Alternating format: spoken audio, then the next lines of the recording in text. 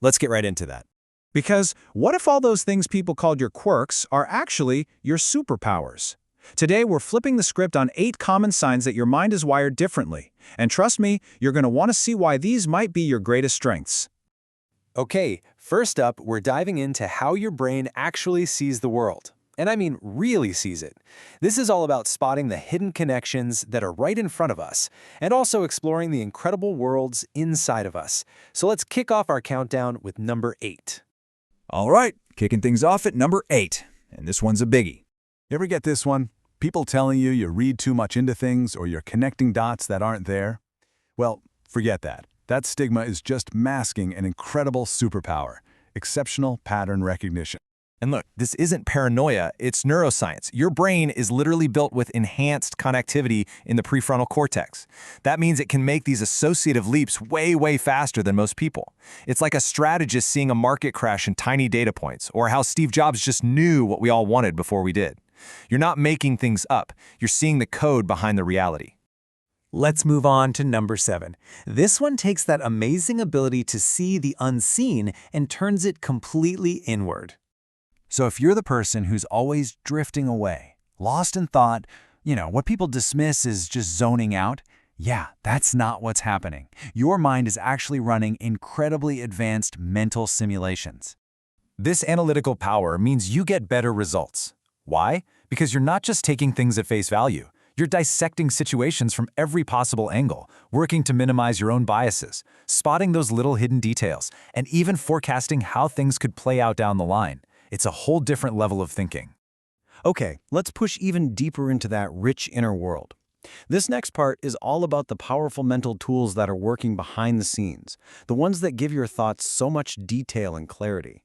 Coming in hot at number 6 is a habit that, let's be honest, a lot of us feel a little self-conscious about. All right, have you ever, and be honest, been caught talking to yourself? Come on, we all have. Well, forget any stigma around that. It's not weird. It's actually a high-performance tool for enhanced cognitive processing. This ability is powered by something called your brain's default mode network. See, when you're not focused on the outside world, this system kicks in, and it starts weaving together memories, ideas, and even emotions. It's no surprise that higher activity here is linked to major creativity and intelligence. I mean, Einstein famously pictured himself riding on a beam of light. That's not zoning out. That's his brain's innovation lab at work. Next up, at number 5, we've got a trait that often goes hand in hand with the last one. So if you've ever been called an overthinker, I want you to throw that label in the trash right now. That's just the stigma. The superpower is what I'd call precision mental engineering. You don't just think, you build, you test, and you refine your ideas with an almost surgical focus. By voicing your thoughts out loud, you're actually giving them a kind of external structure, a scaffold for your internal processes. When your mind is racing with 100 ideas at once, speaking them helps you sort them, focus, and refine these complex concepts in real time. It's like Nikola Tesla, who used to work through his brilliant inventions out loud. Your voice is just helping your mind keep everything organized. All right, let's shift gears a little bit, from the purely cognitive to the experiential. Because for so many people with differently wired minds, the world isn't just processed differently, it's felt with way more intensity. And that brings us right to number 4, a trait that gets so profoundly misunderstood and labeled as a weakness. Okay, this one can be tough. Being told you're too emotional or overly sensitive. It's frustrating, right? But I want you to consider this. What if that intensity isn't a flaw at all? What if it's actually an expanded form of perception? It's like your emotional system is processing the world in high definition, picking up on all the subtle energies and nuances that most people's standard def systems just can't see. And tied directly to that intensity, at number 3, is how your mind reacts when it's not being stimulated enough. So does routine feel like a total cage to you? Do you find yourself getting bored way faster than anyone else you know? Listen, this is not a character flaw. People might think you're lazy or unfocused, but that's just the stigma. The reality, the superpower, is that your mind is a high-performance engine. It was built for acceleration, not for idling. You have to remember, boredom is just feedback. It's a signal from your brain saying, hey, I'm not being used to my full potential here. Because your brain has such efficient processing, it craves new challenges, new ideas. Think about it. Inventors like Edison were bored stiff by regular school, so what did they do?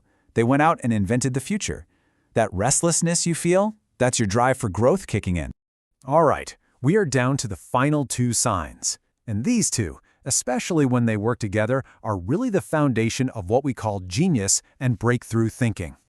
Here we are at number 2, a trait that allows for real, genuine wisdom in this incredibly complex world of ours.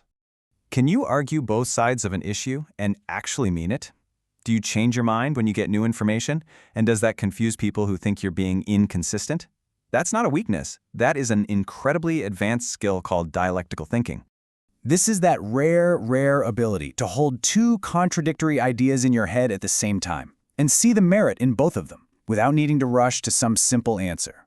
In a world that's so black and white, this tolerance for ambiguity is what leads to real breakthroughs, to real wisdom, to effective leadership.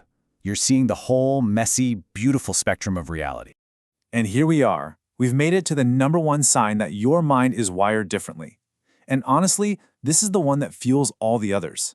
And here it is, the number 1 sign. What some people might look at and call obsessive, you experience as a deep, insatiable curiosity. It's that engine inside you that drives you down every rabbit hole, that makes you ask why again and again, long after everyone else has moved on. I mean, think about someone like Leonardo da Vinci. His notebooks were just overflowing with questions about everything. That unstoppable drive wasn't a distraction. It's just like it says here. Your endless why isn't restlessness. It's the spark of genius refusing to go out. So there you have it. We've taken 8 stigmas and turned them into 8 incredible traits.